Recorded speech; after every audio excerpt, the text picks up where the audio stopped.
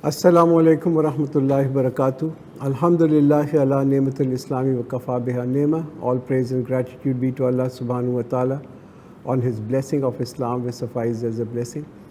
So I'd like to welcome you on the 25th para. We are halfway. We've done half of 25th para. Inshallah, we'll begin with ayat 26 of Surah Az-Zukhruf.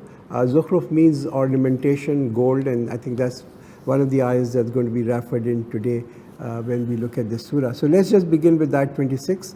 A'udhu billahi minash shaitanir rajim. Bismillahir rahmanir rahim. Wa iz qala Ibrahimu li abihi wa qawmihi innani bara'um mimma ta'budun. In the name of Allah, the most beneficent, the most merciful. Recall when Ibrahim said to his father and his people, I disown that which you worship. So here again we'll begin by recalling the story of Hazrat Ibrahim alayhi salam. At that time, since Surah Zukhruf is a Makkan Surah, Quraysh, in defense of their shirk, would always give reference to their ancestors and claim that they were the followers of Ibrahim alayhi salam, who was a prophet of the ancient. And now this logic of theirs is being responded to, that whilst you may claim, that means Quraysh may claim that they follow Ibrahim, while if you look at this life of Hazrat Ibrahim alayhi salam, he really didn't follow his forefathers. He didn't follow his forefathers because his forefathers were worshipping things, deities, which were against the belief of worshipping one God. Except the one who created me, surely he will guide me. So the belief of Ibrahim was, worship him who has created me and guided me. And that is the only being who is worth our worship, someone who created you and someone who guides you. And he made it an enduring word among his descendants so that they may return. So the way of Ibrahim always remained. Even in Makkah before the advent of Islam, there were people who actually called themselves they were monotheistic people too. Hanafa were people who were saying that they followed the creed of Hazrat Ibrahim alayhi salam, and they were practicing monotheism. So what we see also is that this light of Tawheed, this oneness of Allah, this Tawheed always remains. Even though in certain times of history it has become very feeble, but nevertheless it has never been fully extinguished at any point in time in human history. But I gave these and my father's enjoyment until there came to the truth and a messenger making things clear. But when the truth came to them, they said, this is magic, and we totally disbelieve in it. So Allah gave to all, whether they are kafir or whether they are mu'min, whether they follow him or they do not follow him, from the pharaohs of this world to the Musas of this world, everyone was given. And the reason why Allah gives to everyone is because this world is not a place of reward or a place of punishment. It is a place of testing. It's a testing ground. So sometimes Allah would test people by not giving them, and sometimes He tests them by giving them.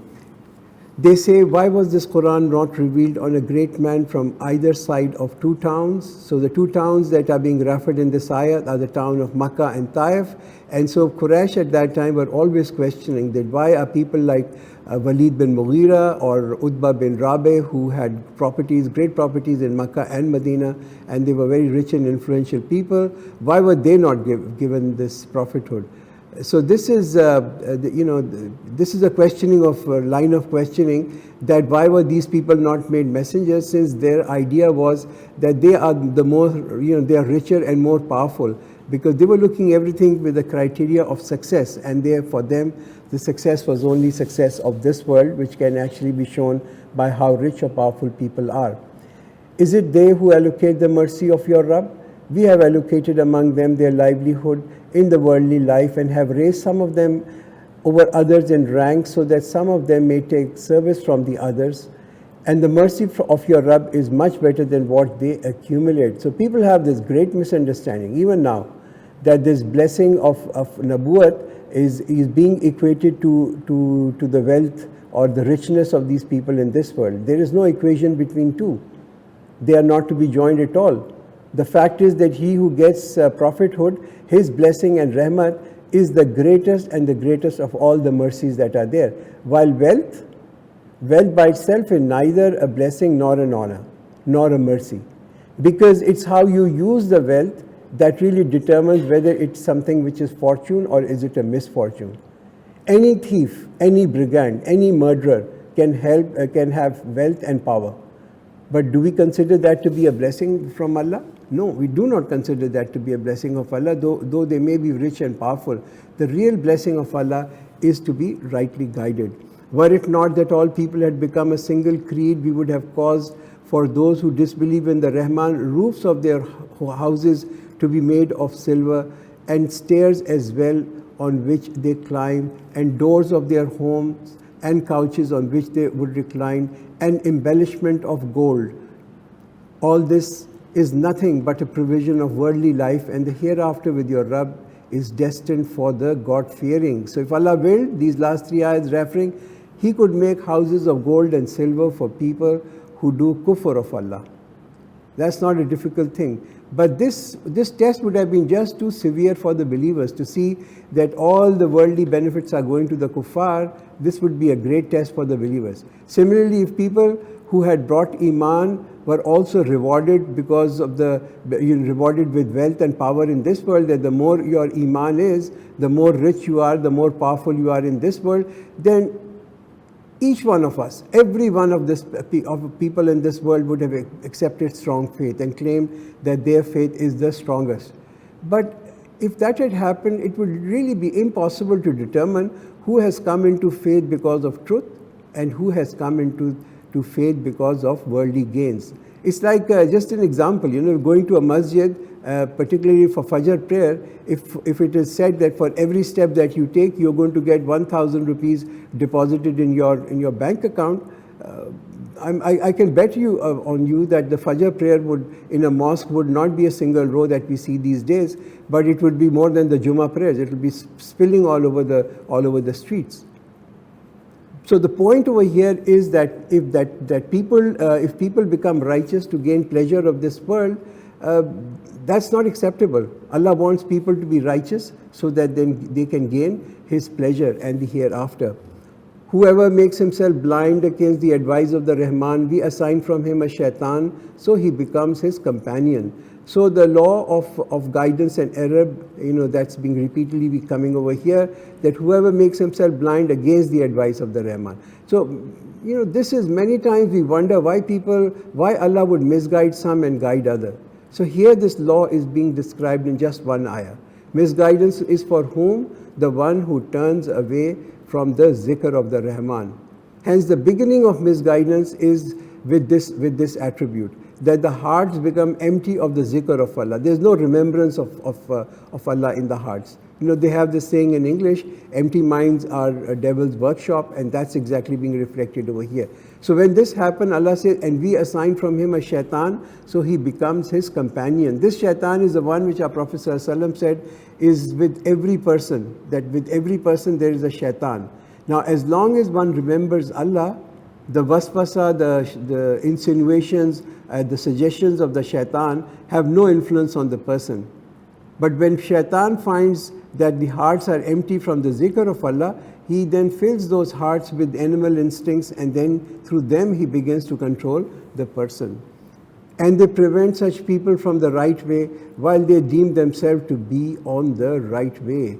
This is a really dangerous situation to be in. Not knowing that we are doing things which are wrong. Doing deeds thinking that they are righteous deeds, while actually they are not righteous deeds, but it is committing sin. It's even like worship of idols on the great extreme. Those who worship idols, they consider that to be a righteous deed.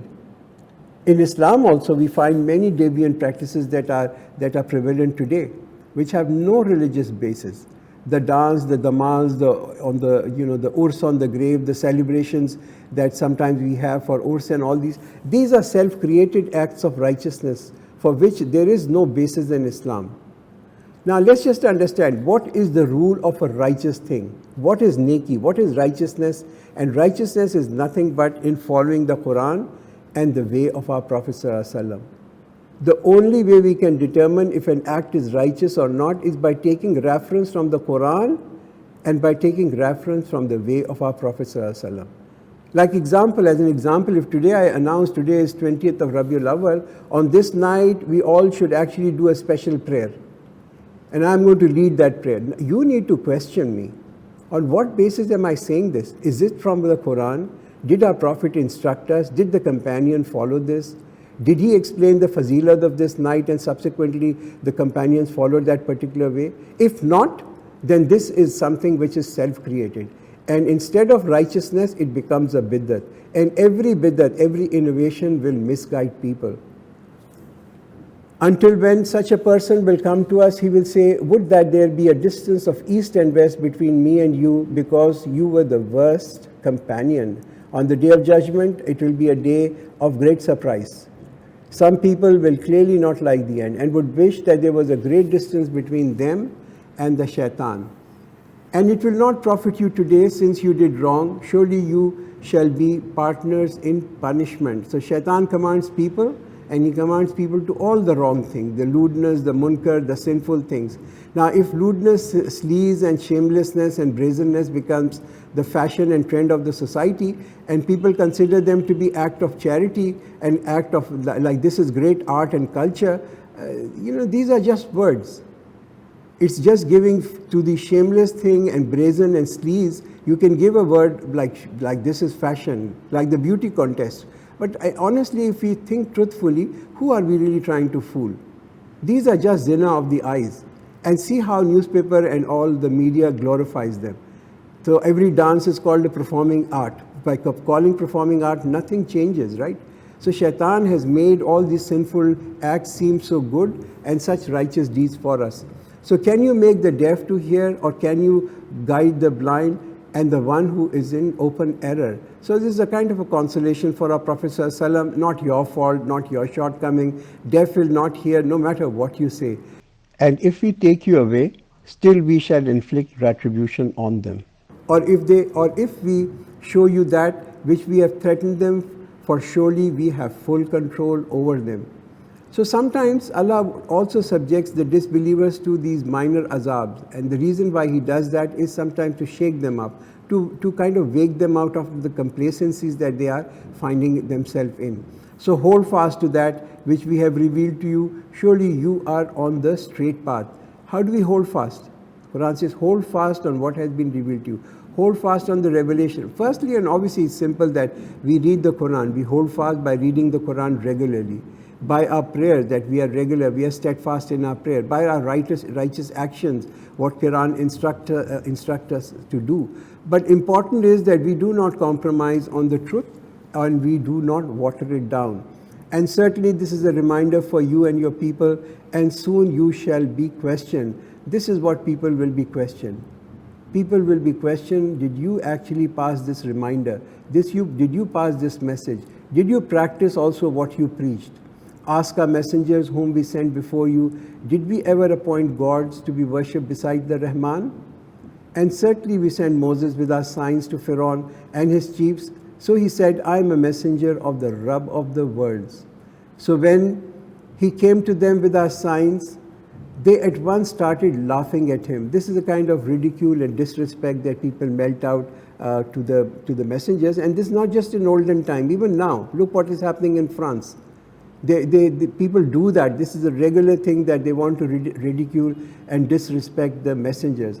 And we did not show them a sign, but it used to be greater than the one that preceded it. And we seize them with a punishment so that they may return. So Quran states that, talking of Bani Israel and Pharaoh, there were 9 manifest signs of miracle that were shown to the people of Pharaoh. Some of them in form of calamities, so that their ghaflat and their takabbur can be removed. But they began to take, and they can begin to take the heed of the messenger and the message, but they didn't. And they said, "O magician, pray for us to your Rabb. By the covenant he has made with you, we will certainly come to guidance." Now, just to dodge and get out of a difficult situation when these minor azabs came on the people of Pharaoh, whenever they faced this minor azab, they would ask Hazrat Musa alayhi salam, and they said, "Oh Moses, go pray to your Rabb so that he can remove the azab." But even in their style of asking, look, the way they were asking, even in their style of asking, there is so much pride and takabbur. They said, "Oh magician." They didn't say, "Oh Musa." They didn't say, "Oh messenger of God." They said, "Oh magician." Despite this, Hazrat Musa alayhi salam would every time pray for them that maybe removal of this azab would soften the hearts. But then what these people do when the azab was removed? Then once we removed the punishment from them, in no time they broke their promise. So when difficulties were removed, they returned back to their old ways. Like sometimes when people are in difficulty and they pray that if this happens, we will change our life, we'll do sadaqah, we'll learn, we'll understand, we'll implement. And when difficulties are removed, then it's business as usual.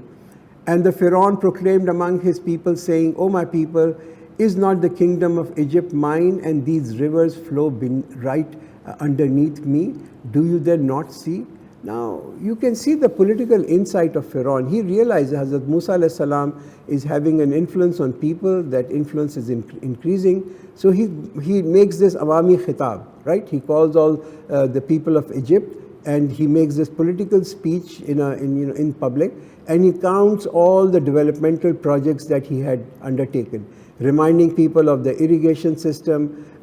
But at the end of the day, you need to really think, people needed to think, who is really benefiting from all this? Certainly not Bani Israel. They were still slaves. They were still in deep poverty. The only people who were benefiting from these grandeur projects were Pharaoh and his companions. So making a big palace or a big road or big something doesn't really change the position of a common man. Or do you not see that I am much better than this fellow Musa, who is worthless and can hardly express himself? So here he goes in and he is now insulting Hazrat Musa alayhi salam in this public gathering. And the reason why he's calling Hazrat Musa alayhi salam as lowly and worthless is because as compared to the Pharaoh, Hazrat Musa had not even a fraction of wealth. He had no power. And he couldn't even express himself as clearly as the Pharaoh could. Pharaoh could make such great speeches over there.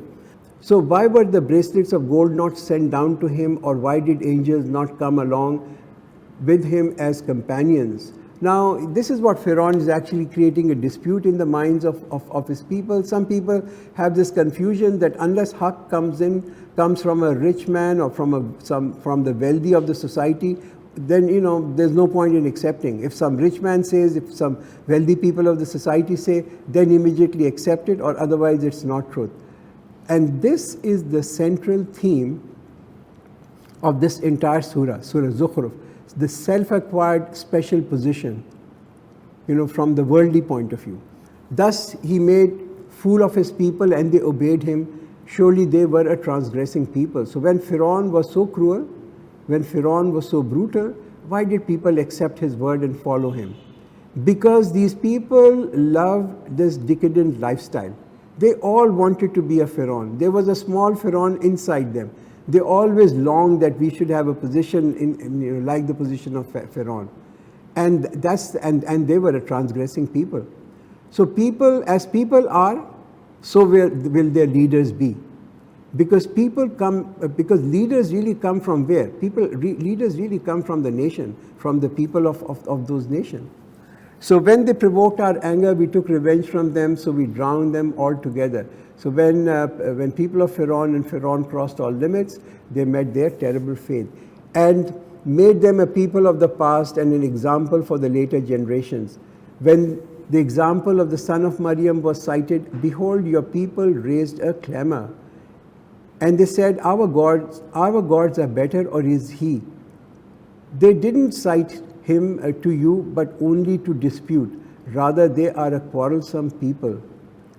He is no more than a servant of Allah on whom we bestowed favor and made an example for the children of Israel. Hazrat Isa alayhi salam being mentioned over here in the last 3 ayahs, he was a servant of Allah. He was a slave of Allah like any other slave. He was chosen as a messenger, and Allah gave him many miracles, but all these miracles were not because of his own being, but they were because of the command of Allah. And if we will, we may create angels among you who will succeed you in the land. So for Allah, this is not difficult. Nothing is difficult for Allah. He can make angels instead of man. And He is the source of knowledge of the hour. So do not be in doubt about it and follow me. That is the straight way. So referring to this Zamir, referring to Hazrat Isa alayhi salam, that Hazrat Isa alayhi salam is a sign of the arrival of the day of judgment, of the day of resurrection. Hazrat Isa alayhi salam will come back, before this day of judgment, and he will come to this world and kill the Dajjal, who had earlier created great fitna on this earth, and after that this day of resurrection will establish. And let not the shaitan prevent you. He is surely an open enemy for you. So instead of thinking and reaching to the truth with knowledge, just by arguing and just by wasting time, this is not going to help people. It's only going to mislead people. When Isa came with clear proofs, he said, I will come to you with wisdom and to explain to you some of those matters in which you differ. So fear Allah and obey me. So Isa came with clear proof. What were the clear manifest proof? Well, there were many miracles that were given to Hazrat Isa alayhi salam. He could make the blind see, he could give life after death, he could cure the lepers, and on and on. He had been given these special miracles over there. And then Quran said, I have come to you with wisdom. He said, I have come to you with wisdom, and the wisdom being referred over here is the Injil, to explain to you some of the matters in which you differ. What was the difference?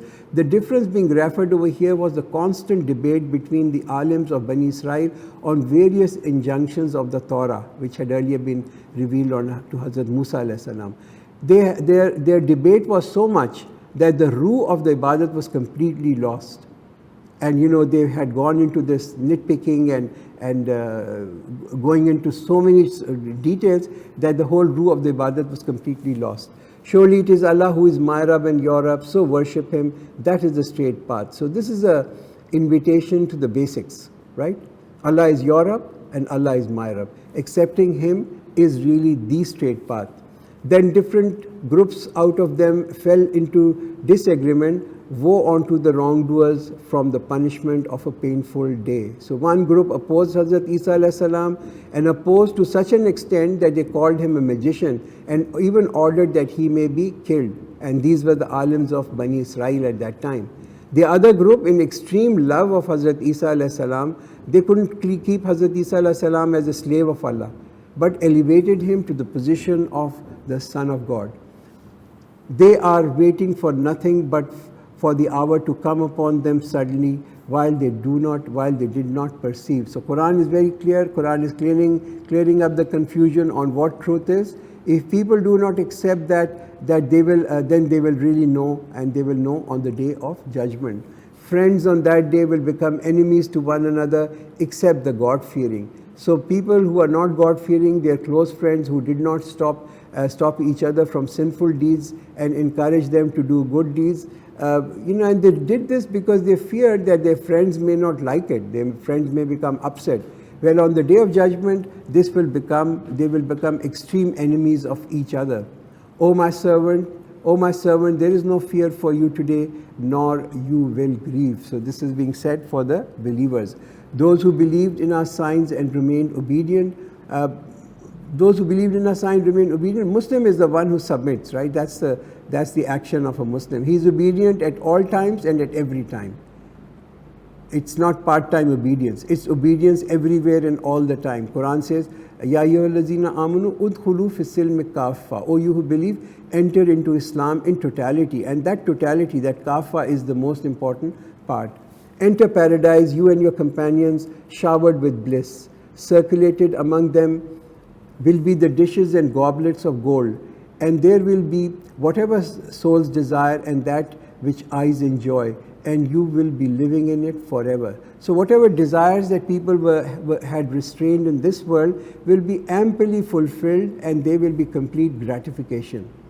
Now obviously we know this, all of us know that sins in this world are attractive, and that's the reason why that there is a test. Now if sins were undesirable, where would the test be? If what you don't like, you'll never indulge in it. You don't like it, but when the sin becomes attractive, then it really becomes a test for people. And that is what Quran says over here, that for the restraint that they have done in this world, there will be complete gratification. That is paradise you are made to inherit because of what you used to do. So great encouragement for all of us to reach to paradise. For you there are fruits in abundance from which you will eat. The sinners, on the other hand, will be punished, will be in a punishment of hell, living there forever. So it's a sharp contrast from the people of paradise. It will not be lightened for them, and they shall despair in it. So this is the reason when they are in this hell, the mayusi of mercy of Allah, the hopelessness and the despondency that will set in. They will know that we are never going to come out of it. We did not do injustice to them, rather they themselves were unjust. So Allah is not unjust. These people dug their own graves, they destroyed their own hereafter. And they will call out, "Oh Malik." Malik is, the keeper of hell. And they will call out, "Oh Malik, let your Rabb do away with us." He will say, "Surely you are residents," which means you are going to be here for a long, long spell. "Indeed, we have brought to you the truth, but it is the truth that most of you detest." Is it that they have firmly resolved to do something? Then we have firmly resolved. Now, if people are firm, if people have made a firm resolve in opposing Allah and opposing His Messenger, then Allah has also decided His response. If Allah has also firmed up His response for them. Or do they think that we do not hear their secrets and their secret counsel? Yes, of course. Our messengers are with them who record. Everything that we do, everything that we say, every act that we do, everything is written and is recorded. Say, had there been a son of Rahman, I would have been the first to worship.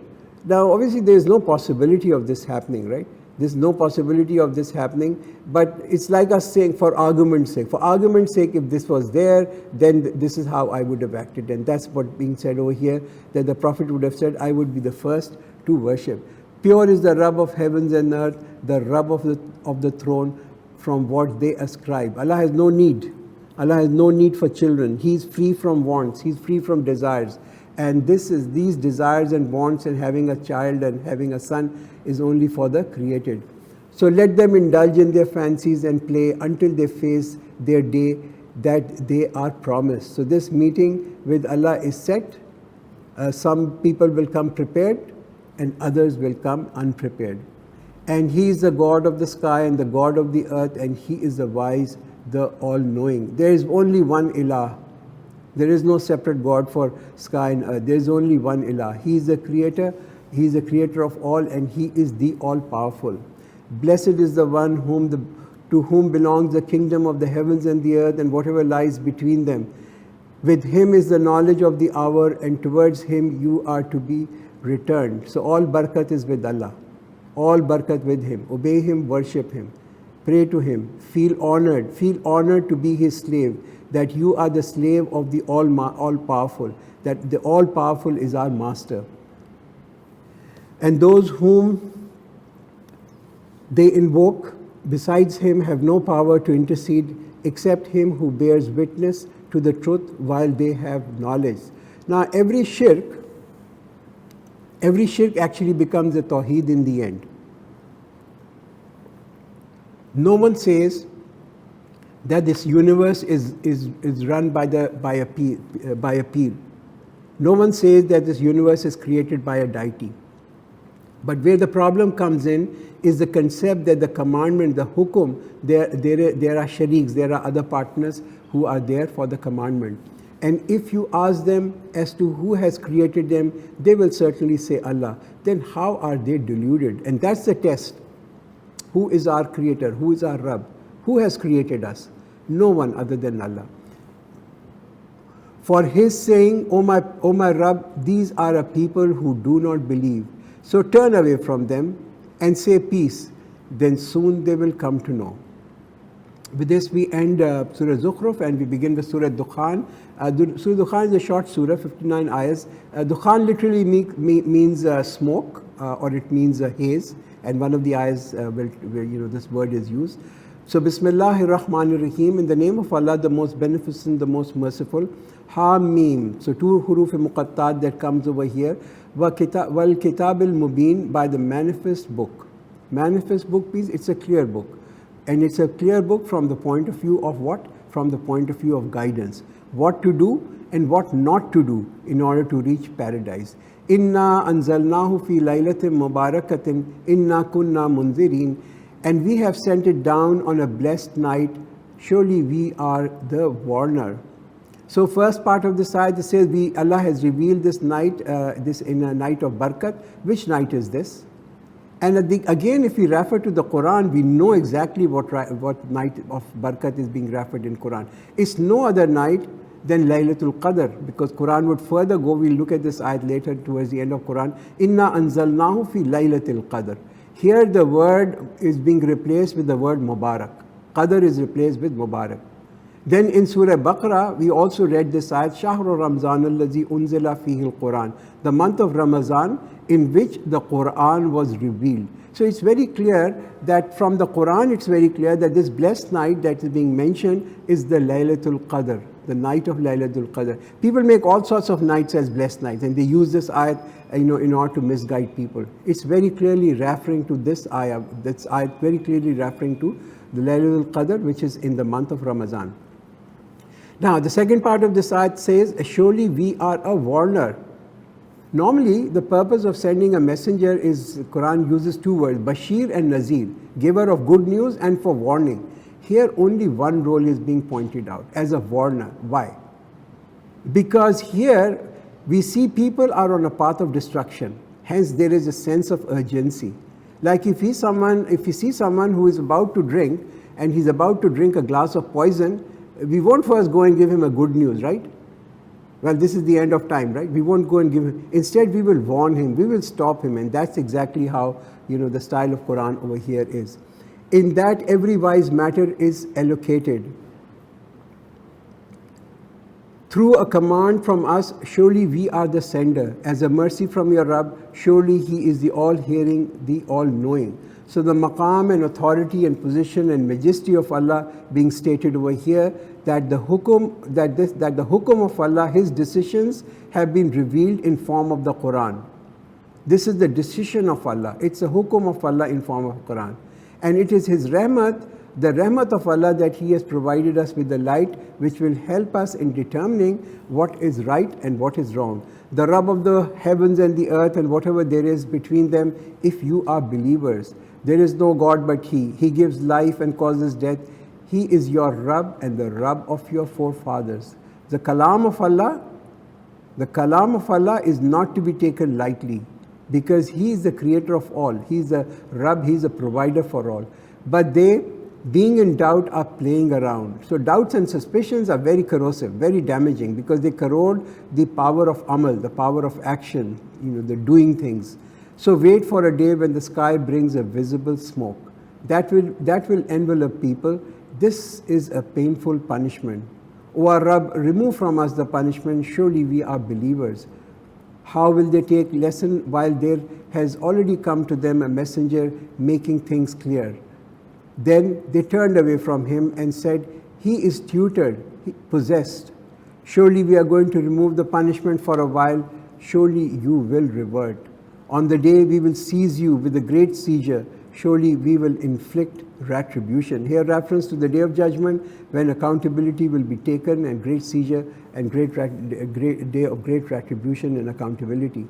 And we tested the people of Pharaoh prior to them, and a noble messenger came to them. So Pharaoh and his people persisted in their own ways. Same was the behaviors of the Makkan, saying, deliver to me the servant of Allah. I am a true messenger to you. So Hazrat Musa alayhi salam, this is the words of Hazrat Musa alayhi salam being quoted, asking the Pharaoh, let Bani Israel go out with me from Egypt. Do not be arrogant against Allah. I bring to you a clear authority. And I have sought refuge in my Rabb and your Rabb, lest you stone me to death. So Pharaoh warned Hazrat Musa alayhi salam that he will stone him to death. So Musa alayhi salam then prayed to Allah. And if you do not believe in me, then separate from me. Then he prayed to his Rabb, saying, these are guilty people. So go forth with my servants at night. So this is what Allah is commanding Hazrat Musa alayhi salam. So go forth with my servants at night, you will certainly be pursued. And leave the sea in the state of stillness. They are an army that is sure to be drowned. How many gardens and springs have they left behind? Every possession of the people of Pharaoh and Pharaoh himself. All the possession they left behind. All the comforts, all the gardens, all the delights. And they got thrown away into the sea in a helpless manner. And how many fields and noble sights and how many luxury they used to rejoice in. This is how it happened, and we have made other peoples inherit all this. So neither the sky nor the earth wept over them, nor were they given respite. Certainly we delivered the children of Israel from the humiliating punishment from the Pharaoh. Indeed, he was the highest among the transgressors. And certainly we chose them with knowledge above all the nations. So history being a reminder that Pharaoh stood out among his people who committed excesses, and what a bad person he was.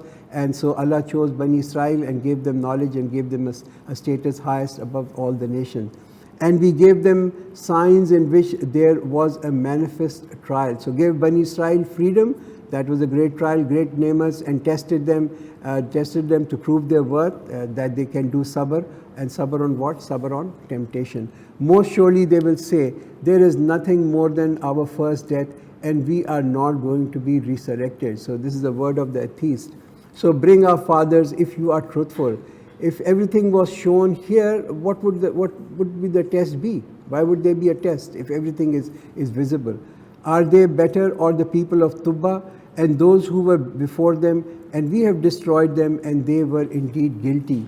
And we did not create the heavens and the earth and what is between them in play.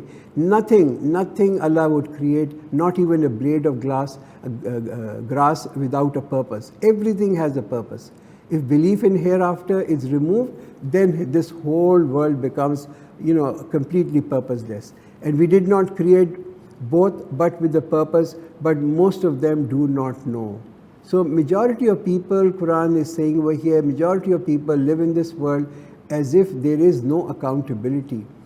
The day of decision is the appointed time for all of them. So the day, the time, the minute is fixed, a day when justice will be done, and that will be the day of judgment. The day when no close relatives will be of any use to any close one, nor will they be helped, except the one on whom Allah has mercy. Of course, He is the Almighty, the Merciful. So Allah's rahmat is not uniform.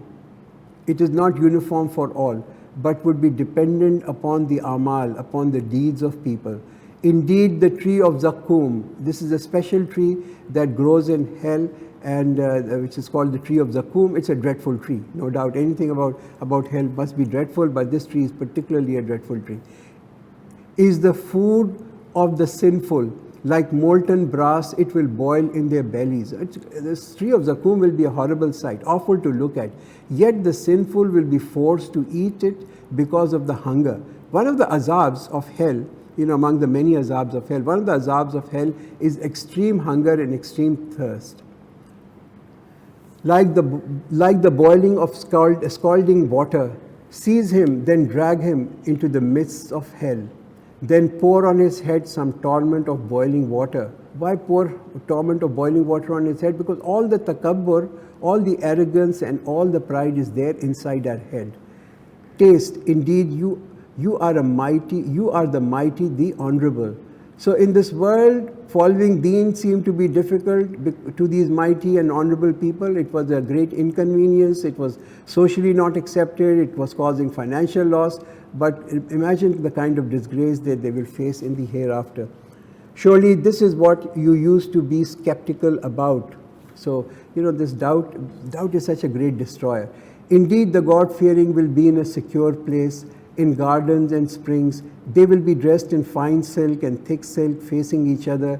Like this, we will marry them with hurs, with big, lovely eyes. Now, important to note over here, Allah, even over here in paradise, for the people of paradise, note that hurs, people will get married to the hurs. There will be no affair, there's no flirting over there, right? Like it's not here, allowed over here. So Allah says that like this, we will marry them with hurs, with big, lovely eyes. They will call therein for every fruit in serenity. They will not taste death in it beyond the first death, and He will save them from the torment of hell. How will Allah save them from the torment of hell? Well, people of paradise will take a glimpse of hell. They will be taken so that they can see how dreadful is the punishment of the disbeliever, so that they are thankful that Allah saved them. A grace from your Rabb, and that's a supreme achievement. So surely we have made it easy on your tongue so that they may take lessons. So The easiest way to really understand Quran is in Arabic, because no translation can actually give the exact meaning. Also, the message of the book is simple: what deeds will take us to paradise and what deeds will take people to hell. Now wait, we too are waiting. Now we will also begin with Surah Jathiya, which is a short surah. Jathiya means kneeling, almost being subjugated. So let's just begin with this surah. Bismillahir Rahmanir Rahim, in the name of Allah, the most beneficent, the most merciful. Hameen. It begins with two huruf muqattat. Tanzilul Kitab min Allahil Azizil Hakim. This is a revelation of the book from Allah, the Almighty, the All-Wise. So beginning with a majestic declaration, see whose kalam this is. How fortunate we are that we are reading this kalam. This is a kalam of the Aziz and the Hakim, the mighty and the wise. Right? Absolute power, absolute wisdom. Inna fis samawati wal ardi la ayatil lil mu'minin. Surely in the heavens and the earth there are signs for the believers. Makkans were demanding miracles. Show us a sign, and Quran answers that. This whole universe is a sign. And in your creation and in the living beings that He scattered on the earth, there are signs for people who are sure. So wide variety and diversity of living creatures spread on this earth, millions of different types of insects. We just need to see a few episodes of Natural Geographic to see how wide and diversified this world is. And in the alternation of the day and the night, and in the provision He has sent down from the sky, that He gives life with it to the earth after its death, and the changing of the winds, there are signs for a people who understand. Those are Allah's verses that we recite to you rightly. Then in which discourse after Allah and His verses will you believe? All the rights and responsibilities explained, and man will now be held accountable. Woe to every sinful liar who hears Allah's verses being recited to him, then he remains adamant out of arrogance, as if he has never heard them. So give him the good news of a painful punishment. When he learns about something of our verses, he takes it for mockery. For such people, there is a humiliating punishment. The pride of people reflected in their attitude towards the revelations of Allah, towards the revelation of Quran. The message for everyone, message for all of us. Never be cynical, never be critical, never be skeptical about the ahkams of Allah. In front of them there is hell, and whatever they have earned will not avail them, nor the patrons that they have adopted besides Allah, and for them there is a mighty punishment. This is a guidance, and as for those who reject the verses of their Rabb, for them there is a punishment of painful scourge. There is still time. Guidance is still available. Accept and save yourself. Allah is the one who has subjugated for you the sea, so that the ships may sail in it and by His command, and that you may seek His bounty, and that you may be thankful. Everything is there for the benefit and for the usefulness of man, for the use of man. We are also responsible for protecting. For all this that has been given to us, we are responsible to protect it for its well-being and for its maintenance. He has subjugated for you whatever there is in the heavens and whatever there is on the earth, all from Him. Surely in that there are signs for people who reflect. Tell those who believe to forgive those who do not hope for the days of Allah, Ayam Allah, that He may reward people for what they used to earn. So this Ayam Allah, these are the special days which are special, like the day of Badr. It's called Ayam Allah. These are significant days, the days when Allah destroyed many nations, that the story of which comes in Quran. So Quran says that to tell those who believe to forgive those who do not have hope from the days of Allah. That people still are referring to the kuffar and the Makkans who see all these destroyed nations, and they know that on a certain day they were destroyed. That give them a counsel on this.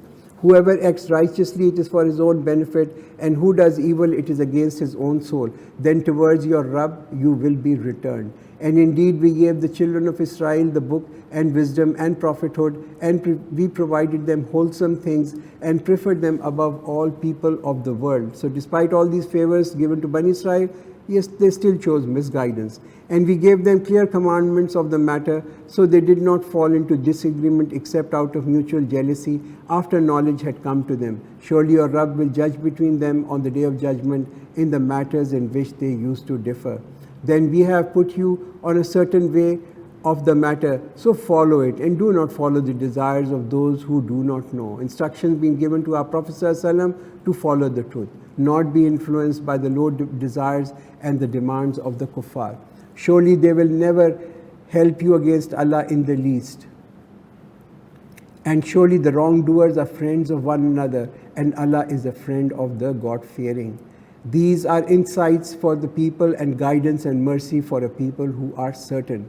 So this basirat that comes in, it comes in when the heart of people are lit up and they are lit up with the iman. Do those who have committed evil assume that we will make them like those who believe and do righteous deeds? So as their life and death becomes equal, evil is what they judge. Now from the worldly point of view, the world is so perfect from the point of view of physical laws, but so imperfect from the point of view of moral laws. When we drop something, it will fall. When we place our hand in fire, it will burn. But when people lie, when people cheat, when people deceive, when people are immoral, the punishment is not instant. Or sometimes in the world there is no punishment, sometimes it's actually rewarded. So man assumes that sin is not punishable. Allah makes clear that that's not possible, that the obedient and the rebels can be equated. One will be rewarded, other will be punishment. It is just a timing difference. Allah has created the heavens and the earth with just purpose, and every soul is recompensed for what it has earned, and they will not be wrong. All creation have a purpose. Discover your purpose. Discover your reason. The existence and our existence must be meaningful. Afaraita man ittakhaza ilahahu hawahu. So have you seen him who has taken his desires as his God, and Allah has let him go astray despite having knowledge, and has sealed his ears and his heart and put a cover on his eyes? Now who will guide him after Allah? Will you not take heed? So look at the first part of this ayat. Have you not seen him who has taken his desires as his God? Even our desires can become our ilah, our God. If we fulfill our desires and disobey Allah, if we obey our desires and we disobey Allah, so whoever we are following, he is our ilah, he is our God, whoever we are following. Hence, important point over here is we should be the master of our desires, not vice versa. If we let our desires drive us, our desires will sink us to the lowest of the lowest depth. And they say, there is no life but the worldly life. We die and we live, and nothing destroys us except time. And they have no knowledge about that. They do nothing but make conjecture. So this is like an atheist talking, an atheist saying, this is it, this is the world, we were born over here, we die over here, we live over here, and that's it. These are the words of those people who do not have any belief. Belief in Allah, belief in life, belief in life after death or a creator. When our verses are recited to them in all their clarities, their argument is none but that they say, bring our fathers if you are truthful.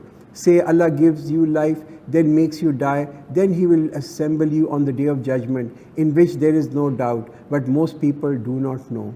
To Allah belongs all of the heavens and the earth, and on the day the hour established, it will be the day in which the adherents of falsehood shall lose. So the more people deny, the more Allah emphasizing. وَتَرَى كُلُّ أُمَّةٍ جَاثِيَةٍ. This is the word Jathiya that comes over here, from which the surah is also named. And you will see every community kneeling down.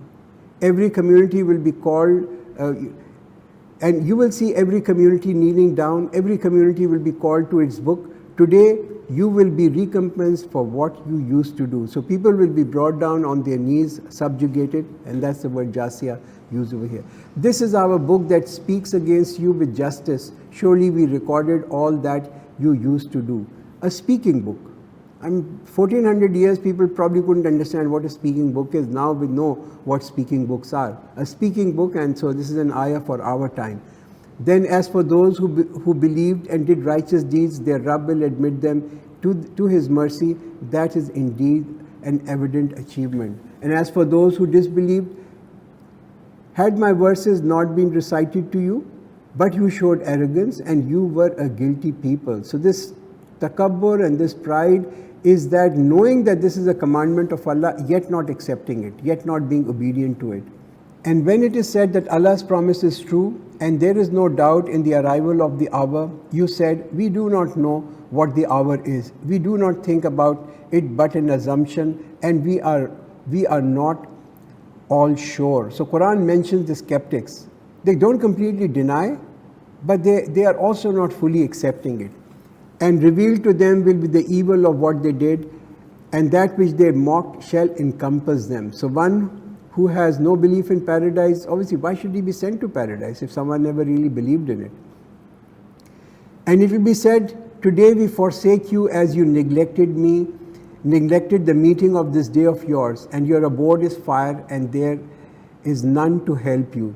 This is because you took the revelations of Allah as a joke, and the life of this world deluded you. Therefore on this day they shall not be taken out from it, nor shall they be given a chance to make amendments. Then praise be to Allah, the Rabb of the heavens and the Rabb of the earth, the Rabb of all the worlds. Last ayat of this evening, وَلَهُ الْكِبْرِيَاءُ فِي السَّمَاوَاتِ وَالْأَرْضِ وَهُوَ الْعَزِيزُ الْحَكِيمُ. And to Him, which means to Allah, and to Him belongs all greatness in the heavens and in the earth, and He is the mighty, the wise. So barakallahu lana wa lakum fil Quran al-Azim wa nafana wa iyyakum bil ayati wa zikril hakim.